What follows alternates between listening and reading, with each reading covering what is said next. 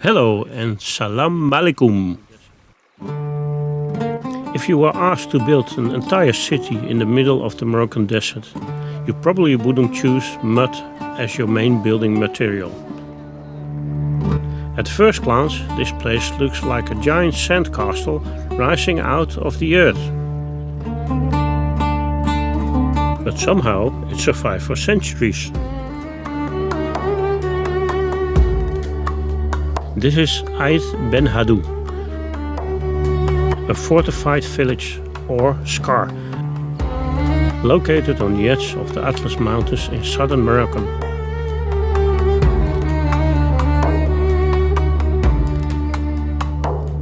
C'est excellent. Franchement, ça c'est toi. Regarde. Ça, c'est moi. Et là, Moi, tu peux moi, filmer. moi, Oui, je ça, suis c'est le beau toi. gosse.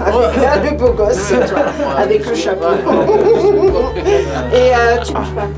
Voilà, merci. Voilà le problème. De rien. Regarde. Avec plaisir. Regarde. Là, Ok, soyez bienvenus. Là-haut, là-bas.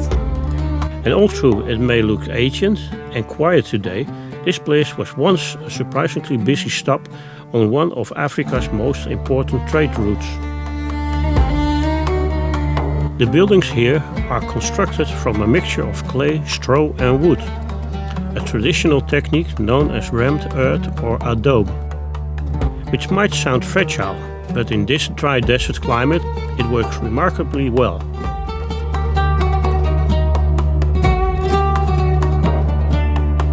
In fact, some of these structures have been standing here for hundreds of years.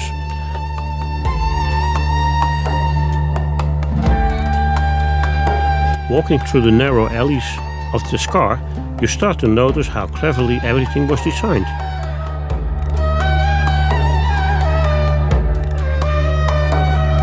The thick walls helped keep the interiors cool during the day, while the tightly packed building creates shade and protection from the desert wind. In other words, long before air conditioning existed, people here already knew how to build for the climate.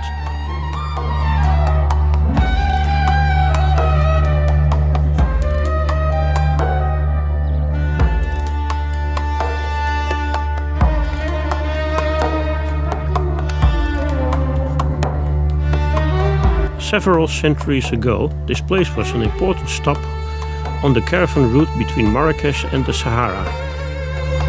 Traders would arrive here with long lines of camels carrying salt, textiles, spices and sometimes even gold from the sub-Sahara Africa.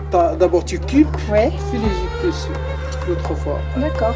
Avec style Ouais. d'olivier. Oui. Mais moi j'aime bien le bois de tamaïs. D'accord. Ah oui, tout ça c'est travail à la main. C'est bien. Pas de problème madame. Je te souhaite une bonne journée.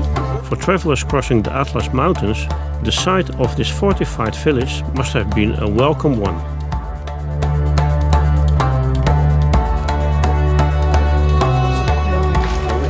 Et on a de safran, Oui. comme ça. Oui. Ok. Et notre couleur, c'est invisible. C'est le thé vert avec le sucre. D'accord. Ok. Et ça, technique, à l'époque, les hommes qui habitent ici, ils utilisaient ça pour la communication. Ah, Et pour d'accord. envoyer des messages codés. Ah oui. Et pour lire les messages codés, et ça doit chauffer le feu, c'est le mot de passe. D'accord. C'est comme ça le début. Vous avez écrit. Ok. C'est comme ça. Ouais. Comme ça.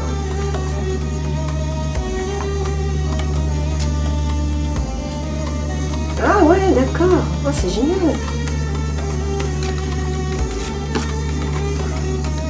Tu vois, il n'y avait rien. Regarde ce qu'il y a maintenant. Incroyable. Ah, c'est chouette ça. Ça, c'est du thé vert avec du sucre Ouais. et le safran. Le safran.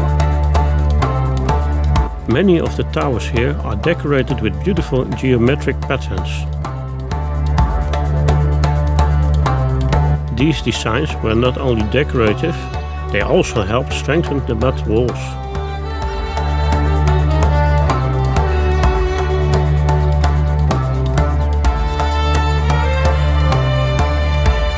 Today, most of the inhabitants live in the modern village just across the river.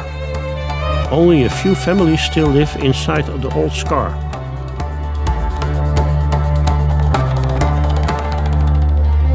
and climbing to the highest point of the ksar gives you a spectacular view over the surrounding valley.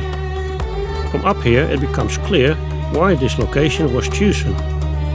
Anyone approaching from the desert would have been visible from miles away.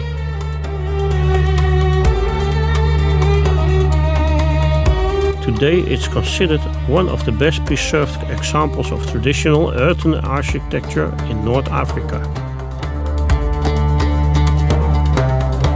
But wandering through those narrow streets, it's not difficult to imagine what life must have looked like here centuries ago.